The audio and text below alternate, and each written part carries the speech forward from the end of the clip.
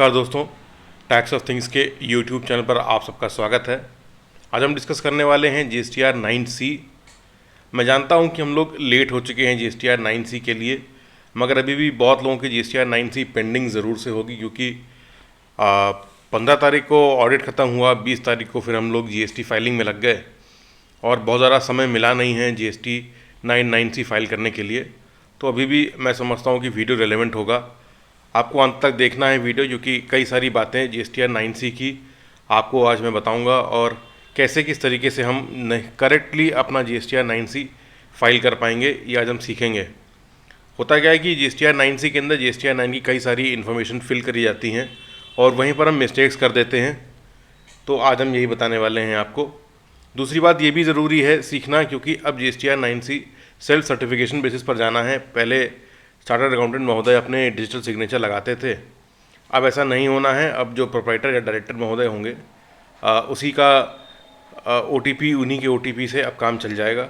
तो जो भी प्रोफेशनल्स हैं, जो भी अकाउंटेंट्स हैं, उनके लिए बहुत अच्छी इन्फॉर्मेटिव वीडियो होने वाली है। चलिए बात शुरू करते हैं। ये अपना पैनल है, ये एक्सेल शीट है, गवर्नमेंट की यूटिलिटी है GSTR 9C के लिए। यहाँ पर आपको अपना GST नंबर और फाइनेंशियल ईयर भर देना है, तो आप जानते ही हैं। आगे चलते हैं, प्रोसीड टू फाइल डिटेल्स। इस पर कुछ मैक्रोज लगे हुए हैं, उसको अनेबल कर लीजिएगा, नहीं तो ये बटन्स वगैरह चलेंगे नहीं आपके। चलिए आगे बढ़ लेते हैं। सबसे पहली रिक्वायरमेंट जो है आपको पार्ट 2 भरने के लिए, जो सबसे पहली रिक्वायरमेंट आपकी लगेगी वो है ये कि आप अपना जो फाइल किया हुआ GSTR 9 है उसको आप निकाल के रख लीजिए। GSTR 9 कैसे फाइल करना है, उसकी क्या रिक्वायरमेंट्स है, वो मैं आपको ऊपर आई बटन में दे रहा हूँ, नीचे डिस्क्रिप्शन बॉक्स में भी डाल दूंगा, वहाँ से आप लिंक से देख सकते हैं। सबसे पहली बात जो यहाँ पर मांगी गई है कि टर्नओवर आपका क्या है, टर्नओवर कहाँ का लेना है आपको। बहुत इंपॉर्टेंट बात, थोड़ा सा मैं इसको बड़ा कर देता हूँ, आप लोग थोड़ा सा अच्छे से देख पाएंगे। टर्नओवर आपको कहाँ का लेना है, आपको टर्नओवर लेना है ऑडिटेड फाइनेंशियल स्टेटमेंट्स वाला टर्नओवर। मतलब कि जो आपकी ऑडिट हुई है, आपकी जो बैलेंस शीट, प्रॉफिट लॉस है, उसके अंदर जो टर्नओवर गया है आपको वो वाला टर्नओवर लेना है। यहाँ पर ये भी कह सकते हैं कि जो आपके बुक्स के अंदर टर्नओवर है वो आपको लेना है, जिससे आपका ऑडिट हुआ है। कई सारे एडजस्टमेंट हैं इसके अंदर आपको जो करने हैं। कोई अनबिल्ड रेवेन्यू था साल के शुरुआत में, अनएडजस्टेड एडवांसेस था साल के अंत में, कोई डीम सप्लाई या शेड्यूल 1 के अंदर क्रेडिट नोट्स जो आपने फाइनेंशियल ईयर क्रॉस होने के बाद रेस किए, बट इस एनुअल रिटर्न के अंदर आपने रिफ्लेक्ट कर दिया है, बता दिया होगा। कोई ट्रेड डिस्काउंट आपने एडजस्ट किया हो जो कि परमिसेबल नहीं है GST के अंदर। अनबिल्ड रेवेन्यू है, अनएडजस्टेड एडवांसेस हैं, फिर वही सारी बातें हैं। एडजस्टमेंट इन टर्नओवर है, adjustment in turnover due to foreign exchange fluctuation, adjustment in turnover due to reasons not listed above. कोई रीजंस जो भी यहाँ पर लिस्टेड नहीं है उनकी वजह से जो टर्नओवर में आप एडजस्टमेंट करेंगे वो यहाँ पर आपको लिख देना है। तो अगर आपका कोई फिगर नहीं आता है तो आपको इस सारे फिगर्स ब्लैंक कर देने हैं। और यहाँ पर आप कौन सा डालेंगे, turnover as declared in GSTR 9 annual return. तो टर्नओवर ये वाला कौन सा आप लाएंगे, महत्वपूर्ण बात है। यहाँ से आप टर्नओवर लाएंगे ये वाला 55439,330.57। कहने का मतलब कौन सी शीट है ये आपकी है पार्ट 2 की ये वाली शीट 55439,330.37, जो आप पहले पेज पर GSTR 9 के अंदर जो भरते हैं details of outward and inward supplies, आप यहाँ वाला टर्नओवर इसके अंदर डाल देंगे और आपको पता लग जाएगा कि हमारा क्या डिफरेंस है। ऐसा तो नहीं कि हमने जो GST पोर्टल पर जो हमने सेल डाली है और जो हमारे बुक्स में है, क्या उसमें कोई डिफरेंस आता है। तो देखिए हमारे केसेस में यहाँ पर डिफरेंस है, डिफरेंस नहीं है तो कोई बात नहीं है। हमारे केस में 425 रुपये का कोई फ़र्क है। अब ये अनरिकनसाइल्ड टर्नओवर ही है, क्योंकि आप देख सकते हैं हमारी बुक्स के अंदर 5,54,38,905 रुपये है और यहाँ पर 5,54,39,330 रुपये है। इसका मतलब हमारी बुक्स का जो टर्नओवर है वो थोड़ा सा कम रह गया, कोई अनरिकनसाइल्ड टर्नओवर है हमारी बुक्स में, वो गया नहीं है। यहाँ पर आपको एक रीजंस डालना है कि क्या वजह है। हमने कहा सेल्स का डिफरेंस है, सेल्स के डिफरेंस का जो फिगर है वो ये वाला है। आगे चलते हैं, पार्ट 2 कॉलम 7 के अंदर आपको डालना है पुरानी वाली फिगर्स। ऑटोमेटिकली उठा लेगा annual turnover after adjustment 5P above, ये जो फिगर है ये इस वाली शीट से उठ के आ रहा है, ये आप देख सकते हैं 5P ये वाला फिगर है। कुछ और भी आपको एडजस्टमेंट यहाँ पर करने हैं। Value of exempted nil rated non GST turnover, no supply turnover. अगर आपकी बैलेंस शीट में कोई एग्जेम्प्टेड टर्नओवर भी है तो वो भी आपको यहाँ पर डाल देने हैं। SEZ को सप्लाई वगैरह किया होगा तो आपको यहाँ डालना है। Zero rate supplies without payment of tax, तो यहाँ पर आप डाल देंगे supplies on which tax is paid by the recipient on reverse charge basis. मतलब आपने ऐसा कोई सप्लाई किया हो जिसको कि रिवर्स, जो रेसिपिएंट है वो रिवर्स चार्ज पर पेमेंट करेगा, तो आपको यहाँ पर डाल देना है उसको। हमारा यहाँ पर भी ऐसी कोई टर्नओवर था नहीं और वही डिफरेंस हमारा यहाँ पर भी निकल के आ रहा है 425.51 रुपये, तो उसको हम यहाँ पर डाल देंगे। अगर हमारा ऐसी कोई यहाँ पर होती टर्नओवर तो उसको सबसे पहले तो हम यहीं लिखते, इन्हीं कॉलम्स के अंदर हम लिखते उसको और फिर यहाँ पर हम उसका एडजस्टमेंट करते। अगली जो बात आती है वो है आपका वही कि क्या डिफरेंस था आप बता दीजिए। हमने लिख दिया सेल्स डिफरेंस है। अगला जो आपको रिकन्सिलेशन बनाना है, तो एक बहुत महत्वपूर्ण वाला आप बात समझिए कि रिकन्सिलेशन स्टेटमेंट है 9C और इसमें किस चीज़ का रिकन्सिलेशन होना है। रिकन्सिलेशन होना है GST पोर्टल पर जो आपने इन्फॉर्मेशन दी गई है और आपके ऑडिटेड फाइनेंशियल स्टेटमेंट्स, उन्हीं दोनों बातों का रिकन्सिलेशन है कि दोनों चीज़ें आपस में मैच करती हैं कि नहीं करती हैं, यही रिकन्सिलेशन है। शीट पार्ट 3 पर आप चलेंगे, पार्ट 3 कॉलम 9 में, तो यहाँ पर जो शीट है वो रिकन्सिलेशन ऑफ टैक्स पेड की शीट है। मतलब आपने जो टैक्स पेमेंट किया हुआ है ज़रा हमें उसको बता दीजिए कि वो कैसे कैसे आपने पेमेंट किया हुआ है। आपको यहाँ पर बताना है rate wise taxation, rate wise liability जो आपकी निकल के आ रही है और उसको आपको ब्रेकअप कर देना है सेंट्रल, स्टेट, इंटीग्रेटेड और सेस के अंदर। बहुत इंपॉर्टेंट बात यह है कि इन फिगर्स को ज़ीरो कर दीजिएगा, ज़रूर से लिखिएगा, और यहाँ पर भी जो फिगर्स हैं इनको भी ज़ीरो लिखिएगा। अब बात आती है कि total amount paid as declared in annual return. पहले अगर आप देखेंगे ये वाला फिगर कौन सा हमको लेना है, कि बहुत ज़्यादा गलती होती है यहाँ पर, तो आपको ये फिगर उठाने हैं यहाँ से।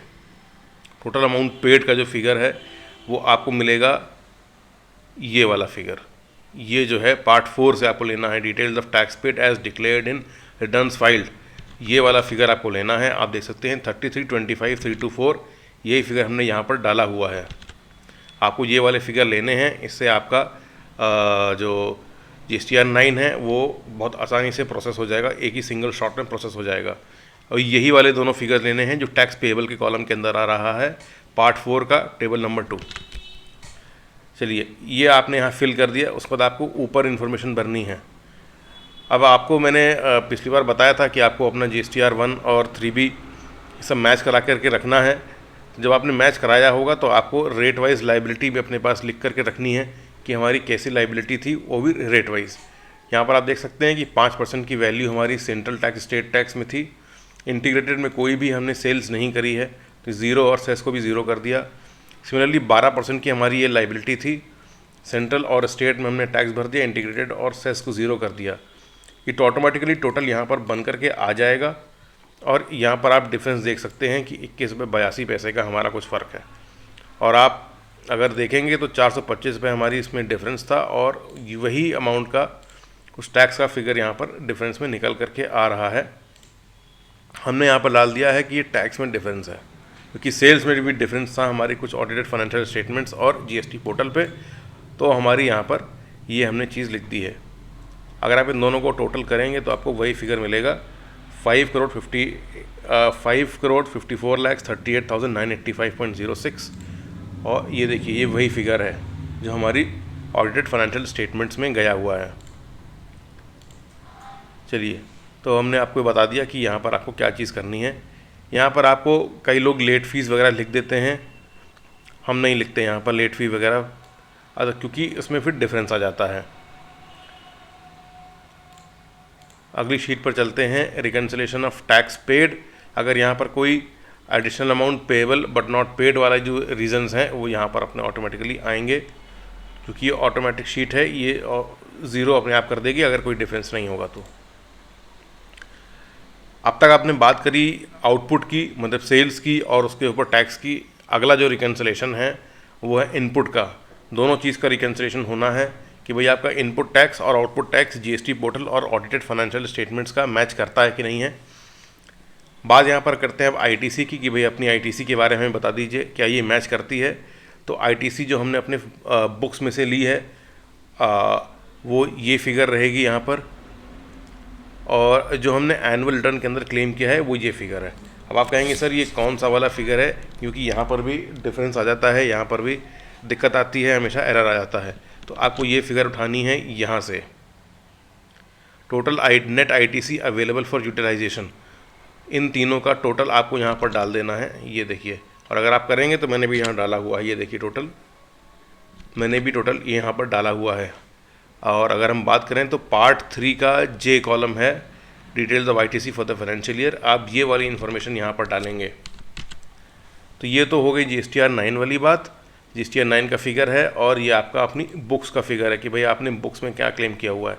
आप देख सकते हैं कि मैंने कई सारे यहाँ पर फिगर्स डाले हुए हैं अपनी बुक्स को देख करके कि हमने कैसे कैसे क्या क्या क्लेम किया हुआ है, और हमारा आना पाई से ये बिल्कुल सही मैच कर रहा है। जितनी हमने आईटीसी क्लेम करी हुई है जीएसटी पोर्टल के ऊपर, उतनी ही आईटीसी हमारी बुक्स के अंदर भी है। कोई अगर डिफरेंस होता है तो उसको आप लिखेंगे, डिफरेंस कैसे कैसे हो सकता है। ITC booked in earlier financial year claimed in current financial year, मतलब कि 19-20 की आईटीसी थी, हमने करंट ईयर में क्लेम कर दी है, तो यहाँ पर आप उसको नोट कर लेंगे। या करंट ईयर की करंट ईयर की आईटीसी थी, हमने अगले फाइनेंशियल ईयर में उसको क्लेम किया है। कहने का मतलब कि 20-21 जो फाइनेंशियल ईयर हम फाइल कर रहे हैं 9C जिसके लिए, उसकी आईटीसी हमने 21-22 में क्लेम करी है, तो भी यहाँ पर आप लिखेंगे उसको। ये टोटल आ जाएंगे। यहाँ पर आपको रीज़न नंबर 1 डाल देना है। अगर अनरिकंसाइल्ड डिफरेंस इन आईटीसी के लिए हमारा कोई डिफरेंस नहीं है तो हमने उसमें कुछ भी नहीं लिखा। अगर आपका डिफरेंस आता है, अब उसको देखिएगा कि डिफरेंस किस वजह से आ रहा है, आपको वो नोट यहाँ पर लगाना पड़ेगा। अगला जो है reconciliation of input tax credit, वो भी वही है। हमें ज़रा बताइए कि आपने परचेज़ कितना किया था और आपने कुछ खर्चे वगैरह जो डाले हैं उसका भी हमें अलग से बाइफरकेशन दीजिए जो आपने आईटीसी क्लेम करी हुई है।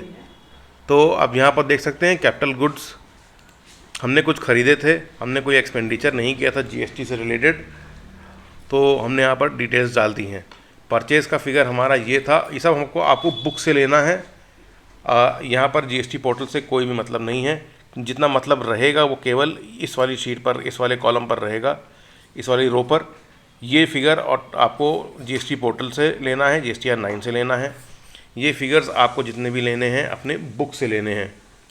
तो हमने अपनी बुक में से देख लिया कि ये इतनी हमारी परचेज़ का फिगर था, ये आईटीसी का फिगर है हमारा। टोटल आईटीसी डालनी है आपको यहाँ पर, सबको टोटल करके आप देख सकते हैं मैंने तीनों को टोटल कर रखा है। और कितनी आईटीसी आपने उसमें से अवेल कर ली है वो यहाँ पर लिख देना है, क्योंकि आईटीसी हमने 100% अवेल कर रखी है, तो हमने लिख दिया। कैपिटल गुड्स सिमिलरली हमने यहाँ पर ये भी डाल दिया कि भाई कैपिटल गुड्स हमारी इतनी वैल्यू के थे जो हमने एडिशन किया हुआ है, और उस पर इतनी आईटीसी हमने क्लेम करी हुई है। यहाँ पर आपको देखना होगा सेक्शन 17(5) का कोई ब्लॉक क्रेडिट तो नहीं है, आपने से कोई क्रेडिट क्लेम तो नहीं कर रखा है जो आपने इनएलिजिबल के अंदर डाल रखा हो, उस चीज़ को देख लीजिएगा प्लीज़। ज़ीरो हमारा डिफरेंस यहाँ पर भी आ रहा है, क्योंकि कोई डिफरेंस नहीं है हमारा। और reason for unreconciled difference in ITC में आपको यहाँ पर डाल देना है। हमारा कुछ नहीं है तो हमने कुछ भी नहीं डाला है। फिर यहाँ पर बात आती है reconciliation of input tax credit, कौन सा वाला है, tax payable on unreconciled difference in ITC. भाई अगर आपका कोई डिफरेंस आ जाता है, उस पर कोई टैक्स पेबल है, तो ये फिगर यहाँ पर आ जाएगी।